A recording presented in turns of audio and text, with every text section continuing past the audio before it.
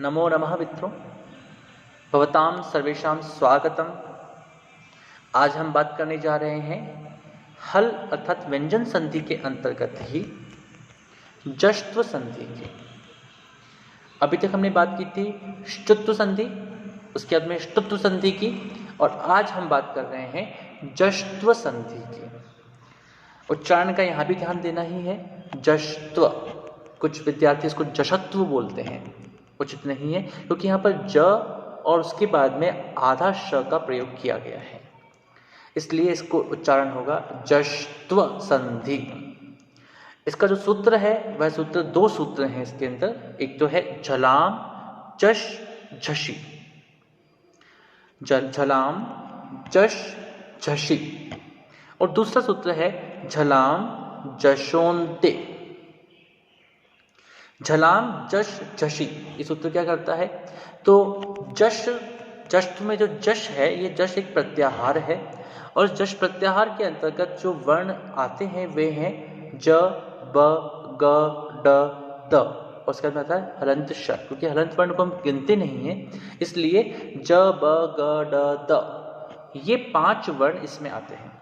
आप इस पर गौर करेंगे, ध्यान देंगे तो आप स्पष्ट रूप से समझ पाएंगे कि जो 5 वर्ण हैं, ये 5 वर्गों के, वर्णमाला में जो हमारे 5 वर्ग है, क वर्ग, च वर्ग, ट वर्ग, त वर्ग और प वर्ग, इन 5 वर्गों के तृतीय वर्ण हैं।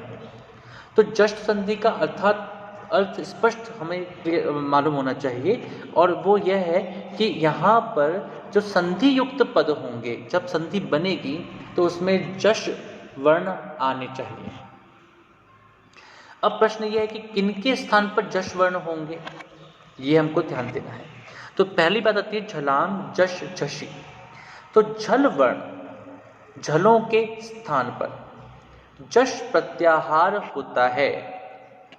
पहली स्थिति में झषि, अर्थात जब बाद में झष प्रत्याहार पर में हो, अर्थात बाद में हो। झलाम झष झषि, झल प्रत्याहारों के स्थान पर या झल वर्णों के स्थान पर जश वर्ण होते हैं जब बाद में झष प्रत्याहार वाले वर्ण होते हों। एक उदाहरण देखते हैं। विद्युत गच्छति, विद्युत गच्छति। तो विद्युत में त है अंत में, और गच्छति में प्रारंभ में ग है। गच्छति में प्रारंभ में जो ग है, उसके कारण से विद्युत में जो तकार है, इस तकार को इसके तीसरे वर्ण में, तो त वर्ग का तीसरा वर्ण होता है त थ द, अर्थात द में बदला जाता है और शब्द बनकर के आता है विद्युत गच्छति। इसी प्रकार से वाक जालम, वाक जालम,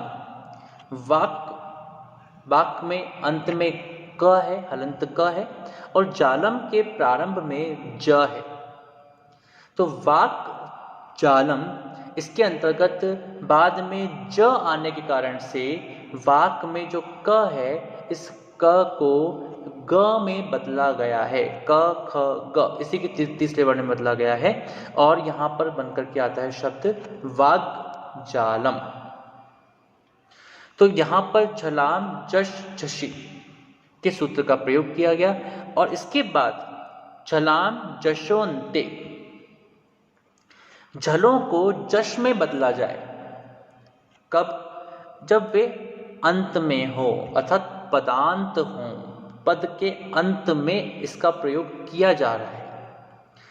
पदांत होने पर उसके पश्चात कोई शब्द ऐसा भी आ सकता है जो शब्द स्वर से युक्त हो, स्वर प्रारंभ हो, स्वर किसी शब्द के प्रारंभ में आए और उससे पहले जो प्रथम शब्द है उसके अंत में झल आए, तो झलों को तृतीय वर्ण में बदला जाता है। जैसे सुप धन अंतः, सुप धन अंतः।